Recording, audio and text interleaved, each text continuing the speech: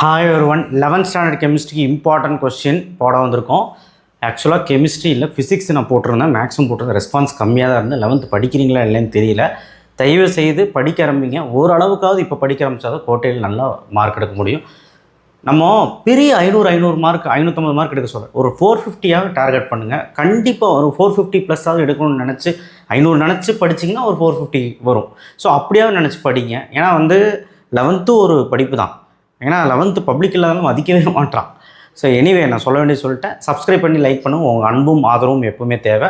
Like பண்ணுங்கள். கண்டிப்பாக இந்த வீடியோ உங்களுக்கான ஒரு வீடியோ தான். 11th கெமிஸ்ட்ரி 65 மார்க் 70க்கு மேலே எடுக்கணும் அப்படின்னா கண்டிப்பாக இது 70க்கு 70 எடுக்க முடியாதான்னு கேட்டால் 1 மார்க் ட்விஸ்ட் இருக்கும். 1 மார்க் ட்விஸ்ட் இருக்கும். கம்பல்சரியில் எதாவது ட்விஸ்ட் வைப்பாங்க. அதனால தான் நான் கம்மியாக போட்டிருக்கேன். ஏன்னா ஆல்ரெடி நீங்கள் எல்லாமே கொடுத்தா படிப்பீங்களான்னு தெரியலன்னு சொல்லிவிட்டு நான் உங்களுக்கு காம்பேக்டாக எவ்வளோ கம்மியாக கொடுக்க முடியுமோ கொடுத்துருக்கேன். ஸோ இதை நீங்கள் படிச்சிங்கனாலே போதுமானது. உங்களுக்கு 67 மார்க் வரைக்குமே எடுக்கலாம். சரிங்களா? 67 மார்க் வரைக்குமே எடுக்கலாம். சரிங்களா? ஏன் யார் ஈஸியாக கேட்டால் 70க்கு 70 கூட எடுக்கலாம். ஸோ அதனால் இதை நம்பி நீங்கள் படிச்சுக்கலாம். எல்லா 2 மார்க் 3 மார்க்கும் எழுத முடியும், 5 மார்க்கும் எழுத முடியும். 1 மார்க் முதல் கொண்டு புக் பேக் படிச்சிங்கன்னா 13 கரெக்டாகிடும். 1 மார்க் 2 கண்டிப்பாக டெஸ்ட் பண்ணுவோம். அது புக்கின்லாம் நீங்கள் ஃபுல்லாக படித்து பார்த்தா தான் அதில் மார்க் எடுக்க முடியும். ஓகேவா? சரி, யூனிட் 1 இது ரவுண்ட் பண்ணியிருந்தால் 5 மார்க்கு. கெமிஸ்ட்ரி பொறுத்தவரைக்கும் ஏபின்னு போட்டு கேட்குற பழக்கம் இருக்குது 5 மார்க்கு. ஏன்னா டேரெக்டாக 5 மார்க் கேட்குறக்கு ஏதோ 1-2 கேட்பான். இதெல்லாம் ஏபின்னு போட்டு கேட்பான். உங்களுக்கு 10th ஸ்டாண்டர்டில் சயின்ஸ் மாதிரி. அப்போ 42 43 டேரெக்டாக கேட்கக்கூடிய 5 மார்க் ஒரு சம். அது எம்பிரிக்கல் ஃபார்முலா சம். மீதியெல்லாம் எப்படி வேணாலும் கேட்கலாம். 2 மார்க் 3 மார்க் எப்படி வேணாலும் கேட்கலாம். எக்ஸாம்பிள் 1-2 எம்பிரிக்கல் ஃபார்முலா சம் ரொம்ப இம்பார்ட்டன்ட்டு. இந்த 4 சம்மில் ஏதோ ஒரு சம் வந்துடும் 5 மார்க்கு. அப்புறம் ஈக்குவலன்ட் மாஸ் கண்டுபிடிக்கிறது H2SO4 KOH page number 9 English medium புக்கில் இருக்குது. லிமிட்டிங் ரீஜன் என்ன, அதோட எக்ஸாம்பிள் டெஃபினேஷன் மட்டும் படித்தா போதும். ஆக்சிடேஷன் நம்பர் கால்குலேஷன், ஆக்சிடேஷன் நம்பரை கால்குலேட் பண்ணுறது இந்த டேபிள் இருக்க எலமெண்ட்டையாவது ஒழுக்கமாக பார்த்துப்போங்க. ஈஸியாக இருக்கும். ஏன்னா ஆக்சிடேஷன் நம்பர் கால்குலேட் பண்ணுறது பார்த்திங்கன்னா ரொம்ப ஈஸி கால்குலேஷன். ஓகேவா? அதை பார்த்துக்கோங்க. யூனிட் 2ல் யூனிட் 1 அவ்வளோதான். Oxidation number method, ionic method முடிஞ்சால் பாருங்கள். அந்த பேலன்ஸ் ஈக்குவேஷன் கடைசி 2 கொஸ்டின் புக் பேக்கில் முடிஞ்சால் பாருங்கள், இல்லைனா வேண்டாம்.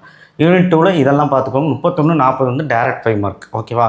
பௌர் ஆட்டம் மாடல் 4 பாயிண்ட் அது படிச்சுங்க 5 மார்க் கேட்கலாம். லிமிடேஷன் ஆஃப் போர் கேட்கலாம் 3 மார்க்கில். டீப்ரோக்ல ஈக்குவேஷன் ஜஸ்ட் அந்த டெரிவேஷனாவது பாருங்கள். லாம்டா = h/mv அப்படிங்கிறது. Heisenberg principle delta x × delta p h/4π. So அது ரொம்ப இம்பார்ட்டண்டான ஒரு principle. Quantum number and types 5 மார்க்லையும் கேட்கலாம், 3 மார்க் கேட்கலாம், 2 மார்க் கேட்கலாம், எப்படி வேணாலும் கேட்கலாம். இதை வச்சு கொஸ்டின் கேட்பாங்க. Hans rule 2 mark. 3rd லெசனில் புக் பேக் மட்டும்தான் 39 46 மட்டும்தான் டேரக்ட் 5 மார்க். மீதியெல்லாம் 2 மார்க் 3 மார்க் படிச்சுக்கோங்க. எதையுமே விடாதீங்க. 4th லெசனும் அப்படி தான். எல்லாமே 2 மார்க் 3 மார்க். 35 23 37 மட்டும் டேரெக்டாக வரக்கூடிய 5 மார்க். இதில் பார்த்தீங்கன்னா எதுவுமே விடாதீங்க. இப்போ நான் கொடுத்ததில் 4-5 கொஸ்டின் விட்டு வந்துருச்சுன்னா எனக்கு தெரியாது, பார்த்துக்கோங்க. ஏன்னா புக்கின் கம்மியாக கொடுத்துருக்கேன். அதனால் டிரிட்டியம் எப்படி ப்ரிப்பேர் ஆகுதுங்க 3 மார்க்கு. யூசஸ் ஆஃப் ஹைட்ரஜன் 5 பாயிண்ட் படிச்சுக்கோங்க. யூசஸ் ஆஃப் ஹெவி வாட்டர் 3 மார்க்கில் 3 பாயிண்ட்ஸ் கேட்பாங்க. அடுத்தது ஃபிசிக்கல் கெமிஸ்ட்ரி யூனிட் 6 பொறுத்த வரைக்கும் இதெல்லாம் நீங்கள் படிச்சு 40 41 டேரக்ட் 5 மார்க்கு. ஆனால் வேண்டர் வால்ஸ்க்கும் கிரிட்டிக்கல் கான்ஸ்டன்ட்டுக்கும் அந்த டெரிவேஷன் ரிலேஷன் இருக்குது பார்த்தீங்களா, அது படிக்காமல் போயிடாதீங்க, படிச்சிருங்க. கரெக்ஷன் கூட அந்த வேண்டர் வால்ஸ் கரெக்ஷன் கூட ஓகே, பட் அந்த critical constant van der Waal constant derivation படிக்காமல் போயிடாதீங்க. And Charles law, Boyle's law, Gay Lussac law, Avogadro law, ideal gas equation 5 mark, Dalton law, Graham's law. So இந்த லாலாம் நீங்கள் படிச்சிருங்க. கம்பஸ்டிபிலிட்டி ஃபேக்டர் அந்த ஈக்குவேஷன் போட்டு இந்த 3 லைன். ஜூல் தாம்சன் எஃபெக்ட்னா என்ன, டிஃப்ரெண்ட் மெத்தட் ஃபார் லீக்குவேஷனுக்கு லிண்டஸ், கிளாட்ஸ், அடிபேட்டிக் அது 3 எழுதுறதுக்கு 3 மார்க். ஓகேவா? யூனிட் 7 பொறுத்த வரைக்கும் புக் பேக்கில் ஏராளமான கொஸ்டின் இருக்குது. 2 மார்க்கு 3 மார்க் படிச்சுக்கோங்க. 43 45 46 47 50 51 52 டேரெக்டாக கேட்கக்கூடிய 5 மார்க்கு. கண்டிப்பாக இதுலேருந்து கொஸ்டின்ஸ் ரைஸ் பண்ணுவாங்க. 2 கொஸ்டினாவது கேட்பாங்க. யூனிட் 8 பொறுத்த வரைக்கும் நமக்கு 26 32 இதெல்லாமே 2 mark 3 mark. 36 39 42 direct 5 mark. KPKC ammonia van't Hoff equation. Q reaction ஒன்று டெஃபினேஷன் கேட்பாங்க. கேபிகேசிலே HI கேபிகேசி கால்குலேட் பண்ண சொன்னாலே டிசோசியேஷன் ஆஃப் PCl5 கேட்பாங்க. ஸோ இது 2 5 மார்க்கு. இங்கே நீங்கள் பேராகிராஃப் நம்பருக்கு 8.73 அதில் இருக்கும். HI முடிஞ்சோடனே டிசோசியேஷன் ஆஃப் PCl5 இருக்கும். ரெண்டுமே படிச்சுட்டு போயிடும் 5 மார்க்கு. மீதியெல்லாம் ஓகே. நியூமெரிக்கல் நான் பெரிய இதெல்லாம் கொடுக்கல, அட்லீஸ்ட் இதையாவது படிக்க முடிஞ்சால் படி. யூனிட் 8ல் இந்த 3 சம்மு கேபிகேசி ரிலேஷன் வச்சு ஏதாவது கேட்கலாம். மோலார் கான்சன்ட்ரேஷன் வச்சும் கேட்கலாம்.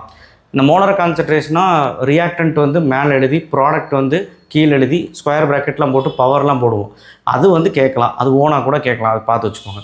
யூனிட் 7 பார்த்திங்கன்னா இது. ஸோ எக்ஸாம்பிள் சம்ஸு இதெல்லாம் நீங்கள் பார்த்துக்கோங்க. யூனிட் 6 வேண்டாம். ஸோ முடிஞ்ச அளவு பார்த்துருங்க, ஏன்னா கம்பல்சரியில் கேட்க வாய்ப்பு இருக்குது.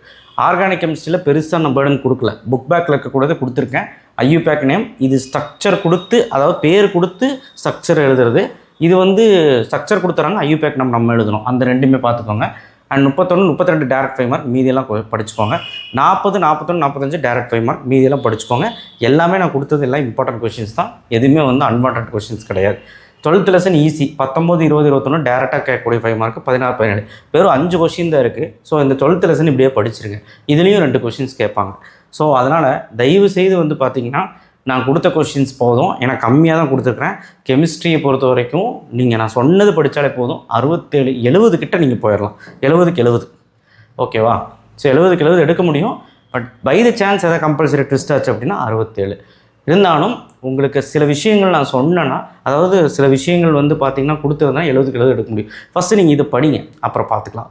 ஓகேவா? மேக்ஸுக்கு 2 மார்க் 3 மார்க் இன்னி கொடுத்துட்றேன், பயாலஜி கொடுத்துட்றேன், ஃபிசிக்ஸ்க்கு ஆல்ரெடி போட்டோம் போய் பாருங்கள். மேக்ஸுக்கு 5 மார்க் கொடுத்துருக்கேன். பிளேலிஸ்ட் ஒன்று க்ரியேட் பண்ணியிருக்கேன், அதில் போய் பாருங்கள். அண்ட் வாட்ஸ்அப் சேனலில் ஏன் ஜாயின் பண்ணாமல் இருக்கீங்க? நிறைய பேர் ஜாயின் பண்ணாமல் இருக்கீங்க, கண்டிப்பாக ஜாயின் பண்ணுங்கள். ரொம்ப ரொம்ப முக்கியம். தேங்க்யூ. ஷேர் பண்ணுங்கள், சப்ஸ்கிரைப் பண்ணுங்கள், மறக்காமல் பெல் ஐக்கனை ப்ரெஸ் பண்ணுங்கள். தேங்க்யூ.